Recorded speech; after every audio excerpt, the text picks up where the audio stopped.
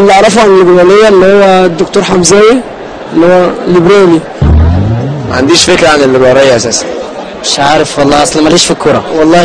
هو دي حاجه ترجع للجماعه السينمائيين، يعني هم لو الانتاج فيها في السينمائي يعرف يوصل للحاجه دي يبقى ساعتها البراجع تمام. لكن لو شفنا ان حسن شحاته مش هيقدر يخش يعني الفيلم اللي هو عايزه، فساعتها تبقى وزاره البترول تتصرف بقى، عشان دي حاجه ترجع برضو في الاول وفي الاخر للحكومه. وبعدين احنا ما ننساش ان احنا عرب برضو. مش عارف والله، ما خدتش فكره عنها قبل كده. احنا اساسا دوله اسلاميه وتشريعنا تشريع اسلامي، ما ينفعش ان احنا نطغى على كل ده وبحيث ان هي تبقى دوله ليبراليه والكلام اللي بيقولوه ده غلط. احنا دوله اسلاميه. هي الليبراليه هي نظام تبع الحكومه طبعا، ده اللي انا اقدر اعرفه عنها، بس هي يعني مش بتناسب كل الشعب، هي بتناسب معظم الناس وناس تانية بتختلف عليها. حلاوتك يابا والله انا اعرف حضرتك ان الليبراليه هي عباره عن حركه تحرريه، ان هي يعني الليبراليه عموما ان هي التحرر او مثلا حاجات تحرريه اللي هي بتنقل المجتمع ان هو مثلا يبقى مجتمع. ما اعرفش. الليبراليه هي انا الصراحه مش عارف كويس.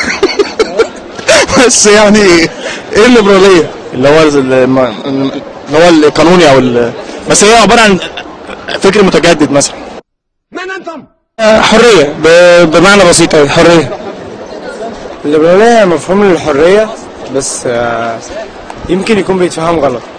اعرف اللي هي فكر الحريه تبع برضه العادات والتقاليد بتاعتنا، يعني مثلا ما ينفعش حد يقول اصل دي غلط اصل دي صح. الليبراليه ده فكر سياسي بيعبر عن الحريات في حاجات كتير زيه زي اي اتجاه سياسي. الليبراليه جايه من كلمه ليبر بالفرنساوي على الحريه، فهو بيدافع عن الحريات ايا كانت. الليبراليه ديمقراطيه بحذافيرها، ان الناس فاكره ان الليبراليه يعني حريه ويعني حقوق ويعني ولكن انا يعني ادي مثال ان الليبراليه هي مش فعلا مش هي كل الحقوق او مش هي كل، لان كمثال لو كانت الليبراليه كنظريه فيها حريه فيها ديمقراطيه الى اخره كانت حمت حق المحجبات في اوروبا. اختصارها طبقا الليبراليه الشرقيه هي انت حر ما لم تضر. دي تختلف عن الليبراليه الغربيه او الليبراليه بعمومها يعني. وكلمه ليبرال هي معناها حريه، هي كلمه لاتينيه معناها حريه.